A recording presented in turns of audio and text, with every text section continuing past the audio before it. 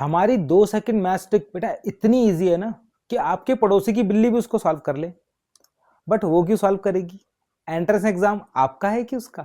तो आपको थोड़ा कंफ्यूज करते हैं। पहले देखो, अगर आपसे पूछा जाए कि एलसीएम बताओ 0 और 3 का, क्या आएगा? क्या 0 आएगा या 3 आएगा या डज नॉट एग्जिस्ट आएगा? और एचसीएफ बताओ 0 और 3 का, 0 आएगा कि 3 आएगा? तो आप क्या बोलेंगे? तो बेटा पहले मैं एलसीएम बताता हूं आपको क्या होता है। देखो सिंपल, अगर मैं 6 और 8 का एलसीएम निकालता हूं तो आप बोलोगे सर 6 के टेबल में और 8 के टेबल में जो पहला नंबर कॉमन होगा वही तो एलसीएम होगा। तो 6 और 8 के टेबल में दोनों में 6 का टेबल लिखते जाओ 8 का टेबल लिखते जाओ बेटा आप देखोगे 24 कॉमन आया। यही मेरा एलसीएम है। बेसिकली एलसीएम एक ऐसा नंबर होता है जो अपने दोनों नंबर से डिवाइड होता है। तो एलसीएम 6 से भी डिवाइड होगा, 8 से भी होगा। ये देखो मैंने लिखा ना, एलसीएम मतलब अपने नंबर से डिवाइड हो जाएगा। ठीक है, अब एचसीएफ देखते हैं। एचसीएफ क्या होगा बेटा? एचसीएफ क्या होगा? एचसीएफ वो नंबर होगा जो इन दोनों 6 और 8 दोनों को डिवाइड कर देगा। वो कौन सा है? वो आएगा 2। देखो 2 क्या है? 6 को भी डिवाइड कर दे रहा है, 8 को भी डिवाइड कर दे रहा है। इसका मतलब एचसीएफ अपने नंबर्स को डिवाइड कर देता है और एलसीएम नंबर से डिवाइड हो जाता है। ठीक है, बात समझ में आ गई? अब ध्यान से देखो, अगर मान लो कि एलसीएम 0 होता, मान लो कि एलसीएम 0 होता, तो बेटा अगर 0 एलसीएम होता तो वो क्या होता? 0 इस 0 से भी डिवाइड होता। क्या इस 0 को 0 से डिवाइड कर सकते हैं? बेटा 0 को जब 0 से डिवाइड करोगे तो अनडिफाइन आ जाएगा, वो तो गलत हो गया। अब क्या करें सर? ये तो अनडिफाइन आ गया, अब क्या करें? ठीक है, 3 ले लेते हैं, क्या पता आंसर 3 हो। 3 ले लेते हैं। चलो सर, अब मैंने जैसे ही 3 लिया, इस 3 को देखेंगे, ये जो एलसीएम है 3, इस 3 को 0 से डिवाइड करो। क्या ये 3 0 से डिवाइड होगा? क्योंकि एलसीएम नंबर से डिवाइड होता है, तो एलसीएम 3 को 0 से डिवाइड करूंगा, ये तो इन्फिनिटी होता है। ये तो फिर से गलत हो गया। इसका मतलब ना ही 0 है, ना ही 0 है, ना ही 3 है। इसका मतलब आंसर क्या है बेटा? आंसर है does not exist. Does not exist. Okay, अब नेक्स्ट वाले पे आ जाओ। अब हम करते हैं एचसीएफ ऑफ 0 और 3।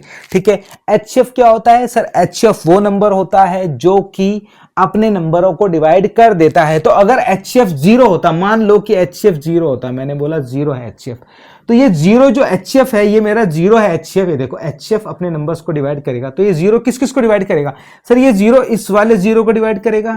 कर पा रहा है क्या? क्या 0 जो कि एचसीएफ है, 0 जो कि एचसीएफ है, क्या इस 0 को डिवाइड कर पा रहा है? नहीं कर पा रहा है, अनडिफाइन है सर। गलत हो गया सर, गलत हो गया। तो क्या करूं? तो बेटा अब 0 तो नहीं हो सकता, तो आंसर 3 मान लेते हैं। मान लो एचसीएफ 3 है, मान लो कि एचसीएफ 3 है, तो 3 किसको डिवाइड करेगा? इस 0 को भी डिवाइड करेगा। क्या कर पा रहा है? क्या 0 3 से डिवाइड होता है? यस सर, 0 ऐसा नंबर होता है जो 0 को छोड़ के सबसे डिवाइड होता है। यस सर, डिवाइड हो गया। अब क्या करूं? क्या ये 3, क्या ये वाला 3 इस एचसीएफ से डिवाइड हो रहा है? आपने कहा यस सर डिवाइड हो रहा है। इसका मतलब मेरा आंसर 3 आ गया। तो बेटा एचसीएफ आ गया 3। चौंक गए ना बेटा? चौंक गए ना?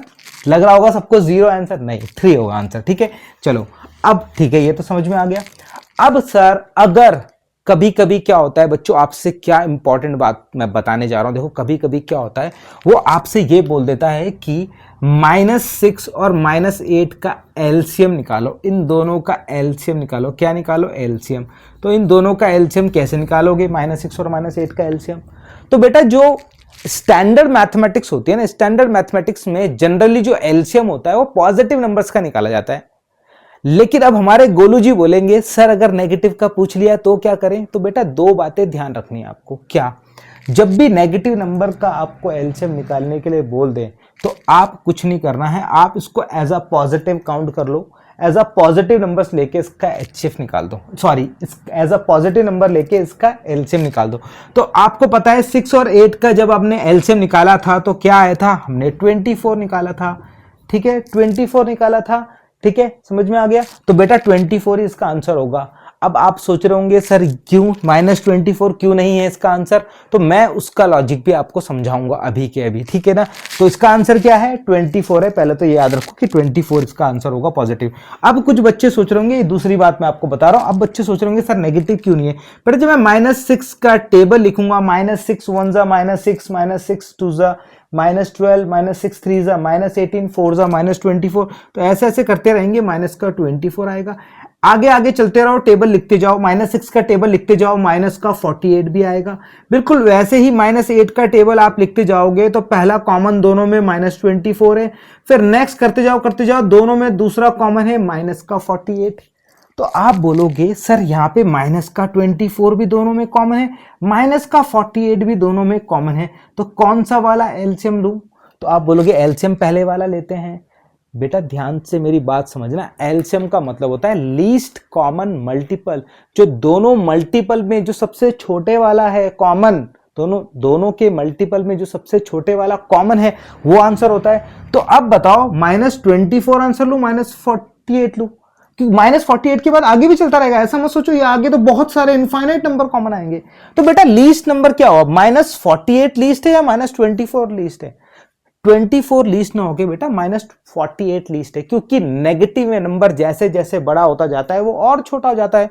तो माइनस का 48 तो छोटा हुआ ना। अब माइनस का 48 के बाद आगे माइनस का 72 आएगा, वो माइनस के 48 से भी छोटा है। फिर उसके आगे और -96 आएगा, वो उससे और छोटा है। तो इसका मतलब क्या होगा सर लीस्ट नंबर ढूंढूंगा तो मैं तो इन्फिनिटी में पहुंच जाऊंगा। तो बेटा इन्फिनिटी में पहुंचोगे अगर आप नेगेटिव नंबर एलसीएम ढूंढने लग गए तो, ठीक है ना। इसीलिए हम कहते हैं जब भी नेगेटिव नंबर दिए होते हैं तो उनका एलसीएम पॉजिटिव लेते हैं। तो -6 और -8 का एलसीएम आपको 24 लेना है। क्यों लेना है इसका लॉजिक बता दिया, क्योंकि अगर नेगेटिव लोगे तो इन्फिनिटी तक चले जाओगे, ठीक है ना, लीस्ट नंबर ढूंढ ही नहीं पाओगे। और हमेशा याद रखो, एक वेरी इंपॉर्टेंट सीक्रेट आपको बता रहा हूं, जो एलसीएम होता है ना, एलसीएम को हमेशा एक डिस्टेंस मानो। और आपको पता है जो डिस्टेंस होती है वो कभी नेगेटिव नहीं होती, इसीलिए, ठीक है, समझ में आ गया। सो टाटा बाय बाय, और comment and subscribe to my channel. Thank you.